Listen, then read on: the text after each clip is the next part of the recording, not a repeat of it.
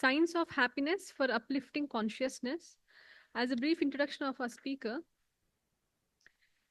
Vasudeva Rao, also known as His Holiness Bhakti Swarupa Vrajapati Swami, obtained his MTech in Computer Science in 1998 from IIT Kanpur.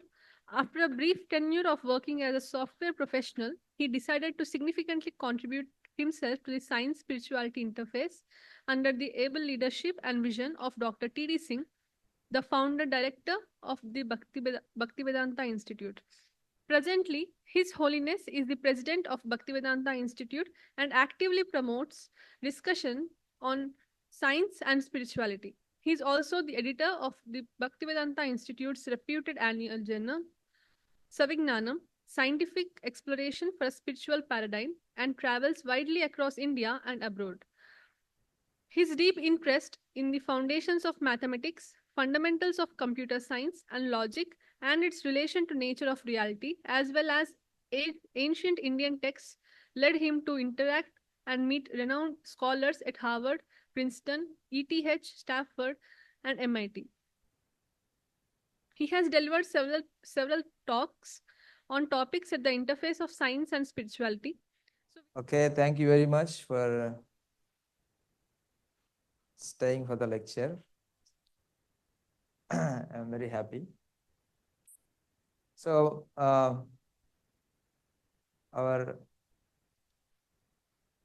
earlier speaker, Professor P.K. Singh, talked about environment, completely a new perspective to consciousness.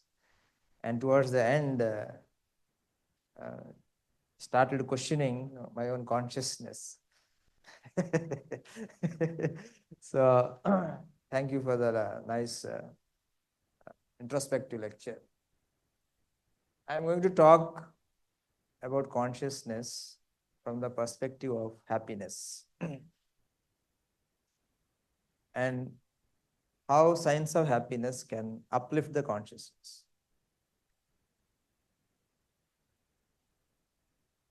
So I will be a little faster, and because time is a little reduced and it is justifiable, so please stay with me. So these are some of the reference books, which some of the concepts which I present, you can find them in these books. One book is already with you. Then there is Vedanta and Science series, Life and Origin of the Universe. Life and its origin, life and spiritual evolution. There is life, matter, and interactions, and 7 Nobel laureates on science spirituality. And quantum physics and consciousness, our earlier conference proceedings, and of course, Bhagavad Gita. So I start with the pleasure principle, a principle which is ignored to seriously study, but we need to bring it in. That is the pleasure principle. It's very simple that every person, the principle is very simple, that every person is endeavoring to be happy. Every living being is also endeavoring to be happy. If you observe not only human beings, or beings around us, we see that every being is trying to be happy. Even an ant wants to have lasting happiness.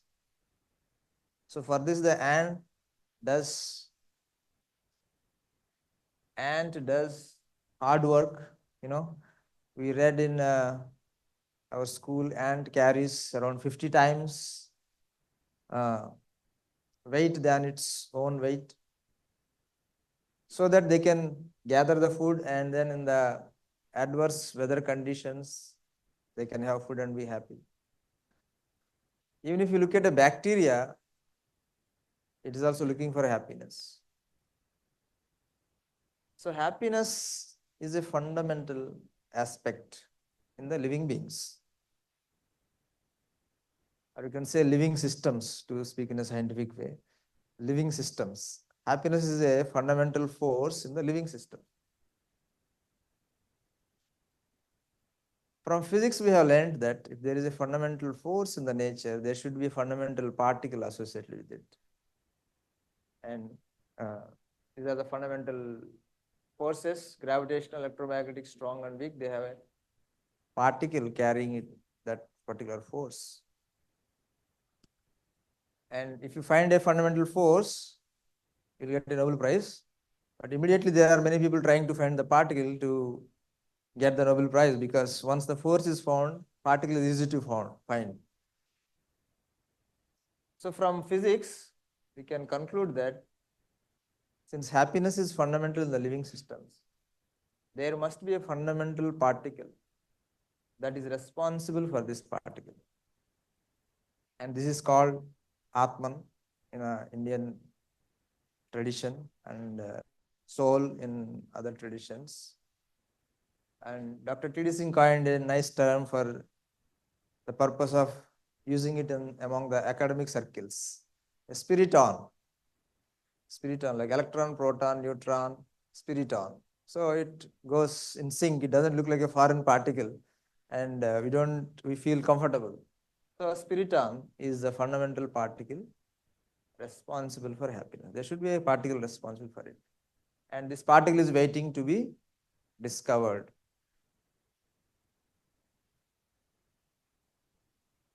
So soul has this property of happiness, force. But there is another property, that is consciousness. In fact, happiness is one of the states of consciousness, but it is very, very important state of consciousness. It's because it's happiness which is the driving force for all our actions. So what exactly is consciousness? Morning we have a little bit discussed. Consciousness to soul is the same as what charge is to electron. Morning I have a little bit given in brief. That means consciousness exists as a property of soul, like charge, negative charge exists as a property of electron. We cannot separate consciousness from the particle. So what is the proof of consciousness? Generally we try to ask this question. Consciousness is the proof of itself.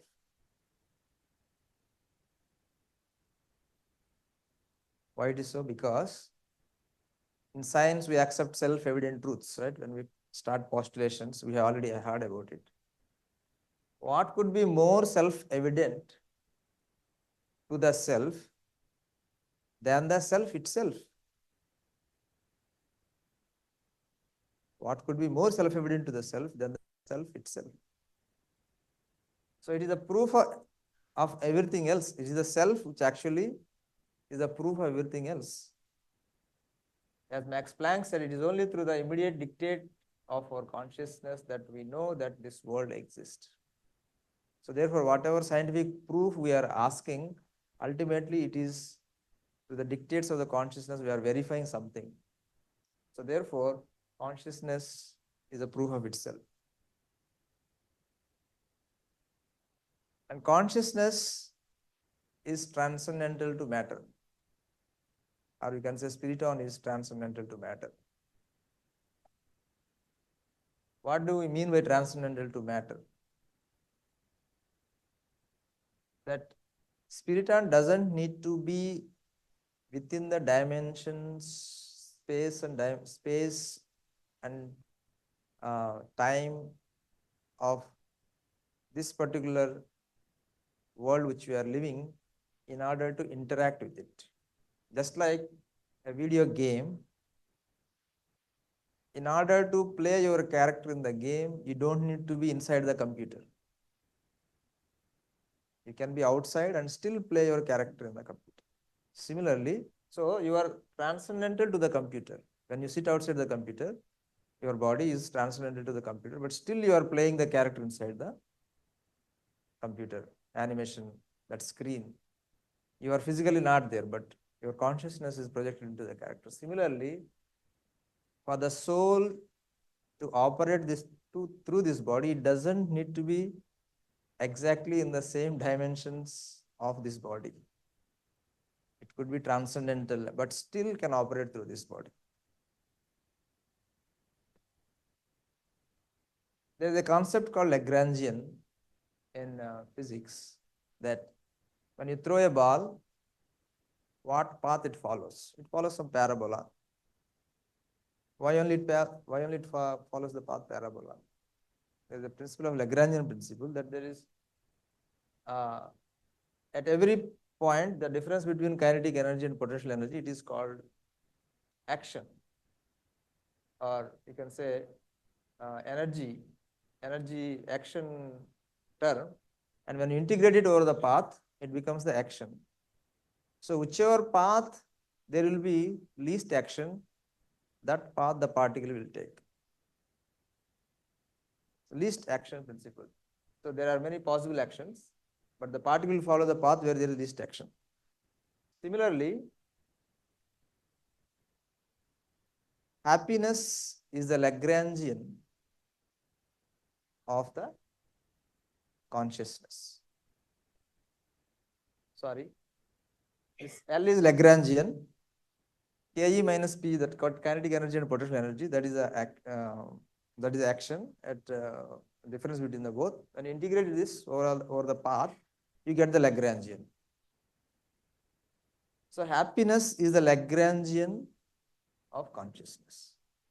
What do we mean there? The path that a living being or the soul takes is based on which path it gives maximum happiness to the soul. There it is the least action, but here it is maximum happiness. In the case of the particle, the action is fixed. But in the case of the spiriton or the soul, the consciousness, the happiness is not fixed. It is as perceived or as the self thinks that gives happiness. The conception of the self matters here. In the case of a particle in the physics, its own conception doesn't matter. It cannot modify itself, or its conception doesn't matter. But in the case of soul or spiriton, its own conception about happiness is what it is going to take into consideration about the maximization. Its own assessment, self-assessment. That is the difference between consciousness and a normal particle.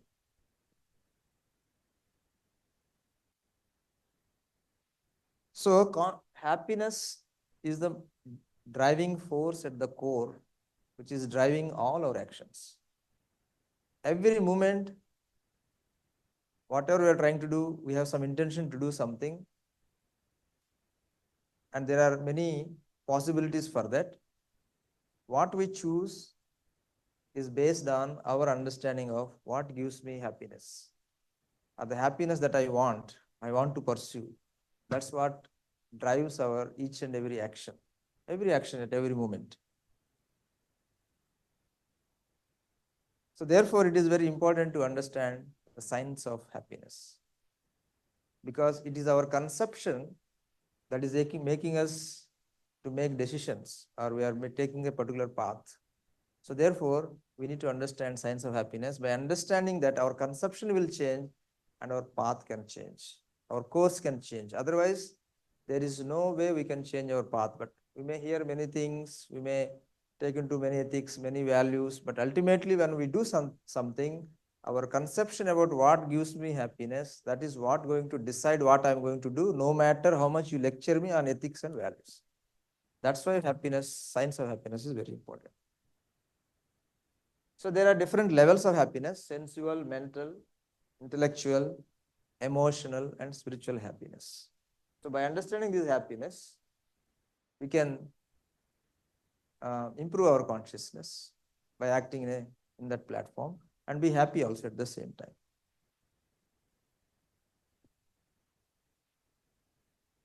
So depending on what level of happiness we are, our consciousness is also on that particular level. If your happiness is on sensual level, our consciousness will be on the bodily platform. If your happiness is on the mental level, your consciousness will be on the level of the mind. If your happiness is based on the level of intellect, Your consciousness will be on the level of curiosity or buddhi, you can say, curiosity. And if your happiness is on the relationships with others, your consciousness will be on the level of emotion. And if your happiness is spiritual, your consciousness will be divine. And they correspond to different layers covering the consciousness that we call the indriyas. They are like panchibhutas, that is the outermost covering. And inner to that there is mind as a covering, and buddhi, ahankar, and pure consciousness. So pure consciousness, there are different coverings. Therefore, our activities are on the different levels of these coverings, and our happiness is also based on those coverings. So by understanding these different happiness, and because it is a happiness which we care about in our actions, we can modify our consciousness, our actions as well as our consciousness. So we start with the sensual happiness. Sensual happiness is the happiness we derive from engaging our senses in their objects. And I take example of eating. Eating, we eat 3 times a day, average.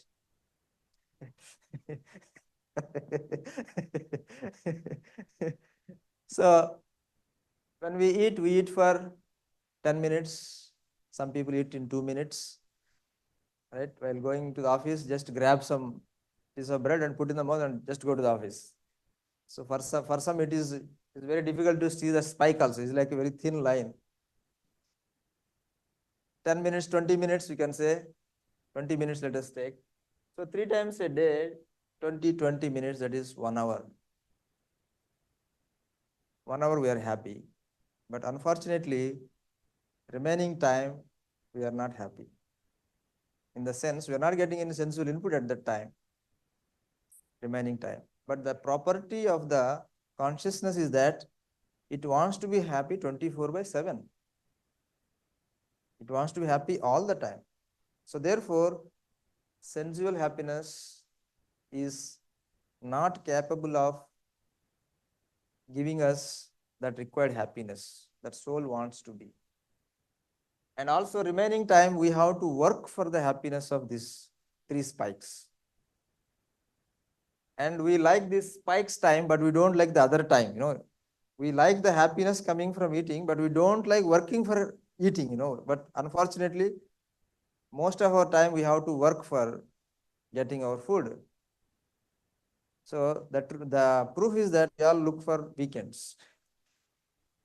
Whenever Monday comes, there is something called Monday fever or Monday depression. So we don't like working for happiness. We want happiness. So therefore, here there is imbalance. We are investing 90% of our time to become 10% of time to be happy, or even less. So therefore, the sensual platform, your requirements of happiness are not fulfilled. So therefore, this is not sustainable. This cannot be sustainable throughout the day, and you hanker for more because you look for something more. So what you do? Some people try to eat for 2 hours. Some people try to eat more than they can eat. And in the history, there are some spoiled royals who eat, vomit, and then eat again. So one becomes very crazy on the sensual platform. So senses, they drive us into a little bit craziness because they don't satisfy us. They don't give us the happiness that we want. And senses, they hijack our mind. The senses are so strong and impetuous, O Arjuna, that they forcibly carry away the mind even of a man of discrimination who is endeavoring to control them. If your primary source of happiness is on the sensual happiness, and because senses cannot provide you the happiness that you need all the time throughout the day, you try to get in some other ways, or try to push the senses beyond their limits. So in the process, what happens? It hijacks your mind from everything else. You try to think only in that sensual activity you want to. And also one's intelligence is stolen by lust. In that consciousness, one doesn't want to see the consequences. That is a problem, the sensual happiness. So if one wants to have sensual happiness, there is an optimum sensual happiness. If you take more than that, there will be problem. So therefore, Gita says, he who is regulated in his habits of eating, sleeping, and recreation and work can mitigate all material pains by practicing yoga system. So we have to remain in the optimum sensual happiness. If you cross that, you will have problem. So therefore, the scriptures advise that since senses cannot provide you the happiness that you need, don't make sensual happiness as the goal of your life. Don't make it as the primary source of happiness. So therefore, scriptures advise kamasya nendriya priti labho jivyata yavata jivasya tattva jignasa. One should live for something higher, not just the sensual happiness. And Prahlad Maharaj in Bhagavatam, he tells that, don't worry that by going for higher levels of happiness, your sensual happiness will be lost. It is not the case. Sensual happiness, you will get what you are supposed to get. Whatever the capacity of the senses that you are given, you will get it. Just like dukkha, distress. None of us are working for distress, but somehow the distress comes. Similarly, senses, the happiness of the senses will come by little effort. We don't need to spend all our energy to get the sensual happiness. So this is wisdom by Prahlad Maharaj, that yatha dukkham ayatnataha. In fact, sensual happiness depends on the how much hunger you are. For example, you are eating, of course, taste of the food matters, but more than the taste of the food, what matters most is the hunger. So therefore, that hunger is given by the Lord. So as long as you have hunger, plus or minus 10%, it will be the same happiness. You increase your food quality to beyond, it doesn't matter. As long as your appetite is good, you will get the happiness you are supposed to get. So this is the wisdom. So therefore, what is the way we come out of this? That the Bhagavad Gita says that param drishtvanu vartante. Because our nature is to attain happiness, you cannot convince anybody to give up any happiness. The only way you can convince anybody or yourself even is that by providing some better happiness, better quality of happiness, better time or better long lasting happiness. Only by drishtva, by exposing yourself or exposing somebody to a happiness that is higher than this happiness, then only one can move to other. Otherwise, one will not move. Param drishtva anuvartante. So sensual happiness and consciousness. So this is our consciousness conference. And on the level of sensual happiness, what is the consciousness of a person? One who is focused on the sensual happiness, that is the primary source of happiness. One abuses senses, substances, animals, relationships, and resources. Because senses are not capable of providing the happiness that we want, we take everything to limits. We see others as objects of enjoyment. And health degrades. We eat more than we can eat because we cannot control, then there will be problem, stomach problems, indigestion problem. Mind is hijacked from everything else. The mind continuously thinking about only that thing. And when you don't get that, anger comes. So, if we are on the platform of sensual happiness, that platform is degrading in general of the consciousness. And it is generally the platform of the animals. They are on this platform. So we being human beings, we should not remain there, we should go up.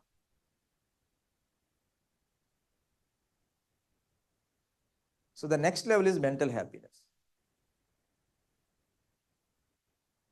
So mental happiness is beyond the basic necessities. For example, something the demands of the mind. Sometimes we have fancy desires for gadgets, like fancy car or iPhone in general. So we think that if we get that, we will be happy. But the fact is that once we get them, the fascination doesn't last longer. Soon it comes down. So therefore, mental happiness also doesn't last. You buy a new car, the best car, first few days you will feel very exciting, but after a few days it becomes ordinary. You don't even notice that there is such a brand car, nobody has. That sense is lost after a few days. You will feel the same. As long as the basic uh, function of transporting is taken care, any car will be as good as the best car. Similarly, some fascination for high uh, we think if I get that institute, I get into that, I will be very happy. Generally, we are very hyped about IITs and AIMs and from beginning. So we thought, if we get into IIT, I will be very happy. But when we get into the IIT, in the first week itself, we started thinking, when will we get out of the IIT?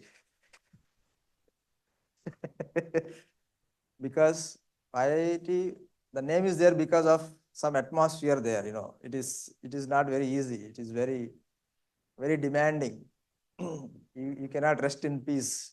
Neither the professor will rest in peace, nor you will let you rest in peace. That's how the IIT brand is built. They do hard work. Best minds, best brains, they do hard work. So even after you get into the IIT, you got the IIT brand also, certificate also. It doesn't last longer. You lose fascination after you get it. Similarly, some high companies, you try to get job, or you try to get some high position. Once you get it, you lose fascination, because happiness is not in the things. Happiness is in the attitude of outer things. Happiness is not in the outer things. But somehow we are trained from the very beginning to get the top. Everything should be top. Class top, car top, phone top, company top, all top. But all these tops, the fascination doesn't last very long. Very soon it will become very ordinary, any top experience you take. So therefore, mental happiness also doesn't last very longer, but it lasts little longer. When you become, for few days you are happy, instead of just 10 minutes when you eat.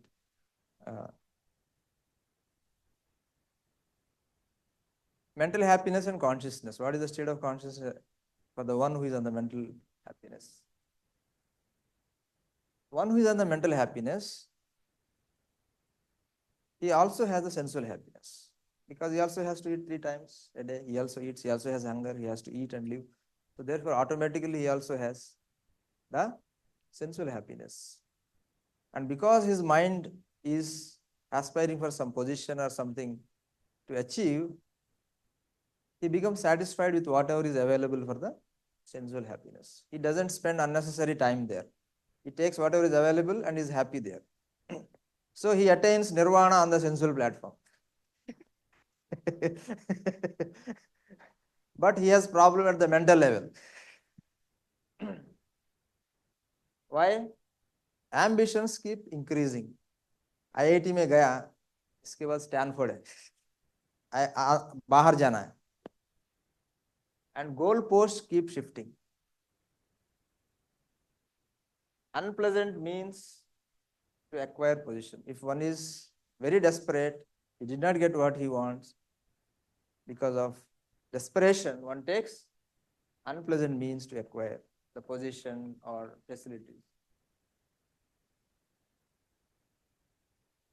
Time is over? 5 minutes? Okay. Can you stop that? And on this platform, mental platform, one doesn't mind losing relatives, and friends for ambitions. That is the level of consciousness. When one's happiness is on the platform of mind, one doesn't mind losing relations or friends for ambitions. And one becomes envious of others who are better off because there is comparison. Uncontrolled mind is one's own enemy. This is what Gita says. Mind is not controlled because it is never satisfying, because it's changing, not satisfying. So therefore, the person is never in peace on the mental platform, when he is on the mental platform. So any material solution to a material problem is more suffering than the original suffering. If you see Lord Ram, he was asked, he was supposed to be coronated, become king. But in the morning, early morning, he was told that his coronation is cancelled. And worse, he has to leave the Ayodhya and go to forest. Right? It's like you are given an offer, you have become the CEO. And the morning you are told, sorry, cancel. Just like our professor. Mukhopadhyaya, he was told his paper got answered, his paper got accepted. Within 8 hours, it is told that it is not accepted. Something like that. So, but it was written that Lord Ram left Ayodhya with a smiling face. So where is that knowledge? Where is that sense of happiness? That if we are denied something, some position, some facility, we can still smile. So that is the, what you can say, heritage culture of India, which we have to rediscover.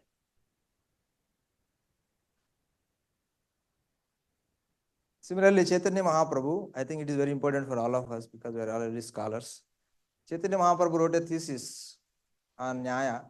He was going in the boat with his friend in the Ganga. So Chaitanya Mahaprabhu told his friend, I have written a thesis on Nyaya.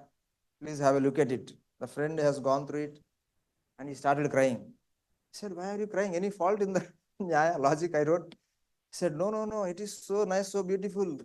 Who will read my thesis? Chaitanya Mahaprabhu immediately took the thesis and threw it in the Ganges. I don't need thesis which gave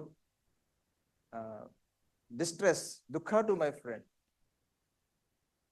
Where is that knowledge? Where is that consciousness? How to get that?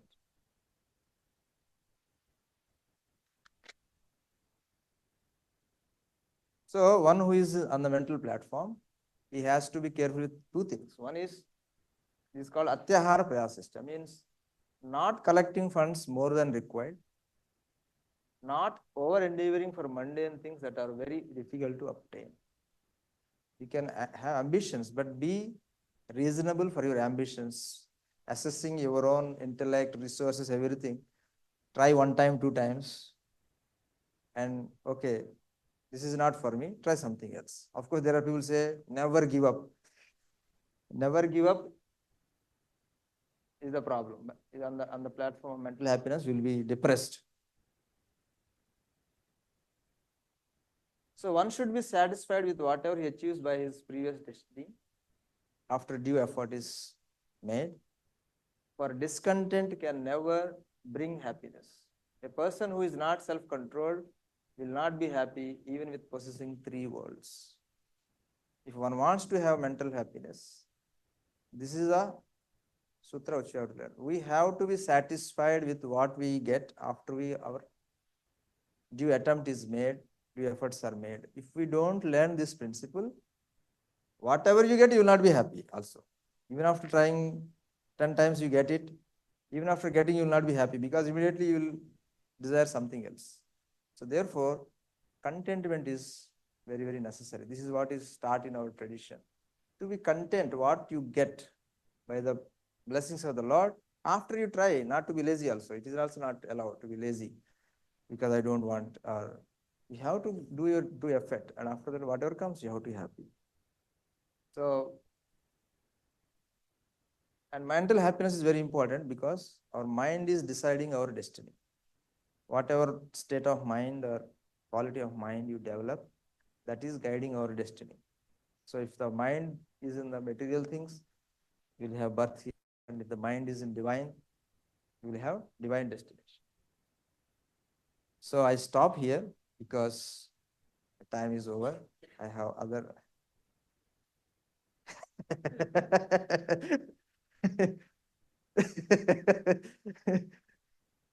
So, okay. So there are 8,400,000 species to facilitate our how crazy we are. Depending on that, there are creatures that crazy waiting for us. So therefore, we have to be very careful about our mind, happiness on the mental platform. Then there is intellectual happiness. How can this intellectual happiness comes from discovering something new, inventing something new, right?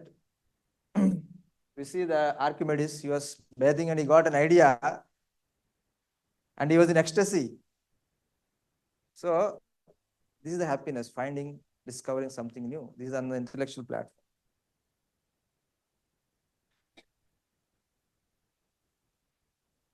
So intellectual happiness, discoveries, one may be happy by discovering, one should also be careful what he is discovering and how to apply them, right? Because the penicillin is useful to cure the disease. At the same time, nuclear knowledge, discoveries, they can be used for power, or they can be used for atom bombs or nuclear bombs.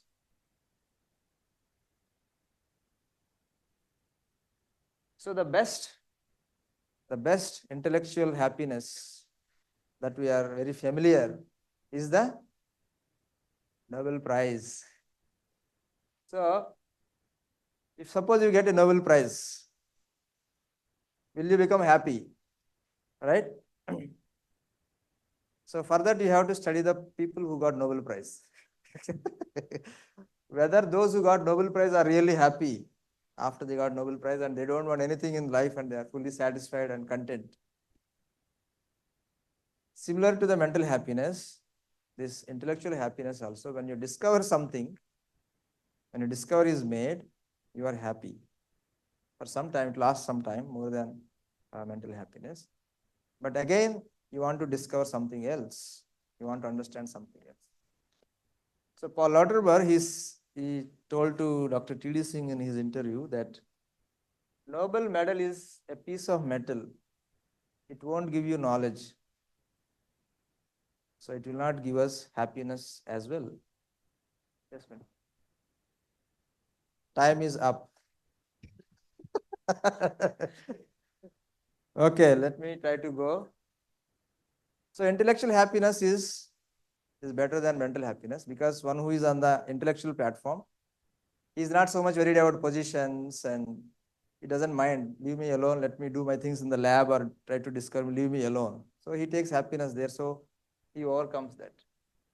So one who is on the intellectual platform is satisfied with that. He gets nirvana on the sensual platform and mental platform. He's happy whatever he gets, but he has a problem on the intellectual level because he wants to find new things and he wants to understand everything.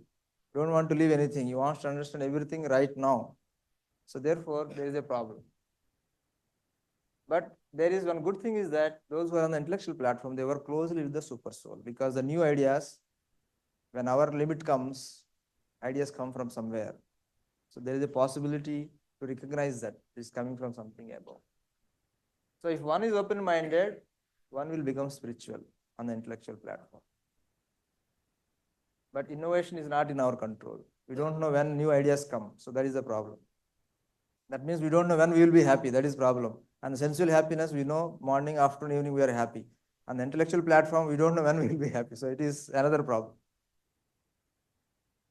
We cannot fully comprehend the reality. That is reality. But there is also hankering for name and fame. There are also unfair discoveries, the unfair means for discoveries. One's own worldview may hamper spiritual growth. So on the intellectual level, what happens? One forms his own worldview and try to engage with that in understanding, proving, or whatever, and it can hamper the spiritual growth of the person. So next is emotional happiness, which comes by relating with others. But the problem is that also doesn't last longer because we get separated, and one has to go beyond that.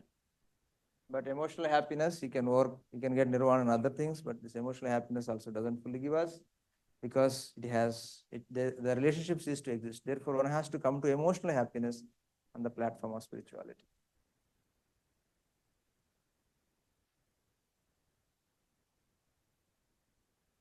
So if one comes to spiritual happiness, that Brahma Sukham Anantam. That is the only graph where gradient is positive always. All other happiness, positive, negative. And then break for a long time, and then there is the spiritual happiness is only happiness where the curve is always positive, gradient is always positive. So therefore, one should come to the spiritual platform. On this platform, one is a well-wisher and equal to everybody. There is no lamentation or desire for oneself, and one manifests all divine qualities and values. So, this is a nice quotation from Chaitanya Mahaprabhu.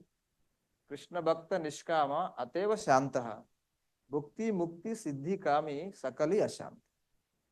Because a devotee of the Lord is desireless, he is peaceful. Fruity workers desire material enjoyment, Jnanis desire liberation, and Yogis desire material opulence. Therefore, they all cannot be peaceful. So, if one wants happiness, one has to come to spirituality. Otherwise, one cannot have lasting happiness. One only have a glimpses of happiness, which will not make one really happy. Thank you very much. Time is now up. Thank you so much, Maharaj. We have a couple of questions, Maharaj. The first question is Hare Krishna Swamiji. Is competitive nature in academic also not good? Is competitive nature and comparison in academics also not good? Comparison. Comparison.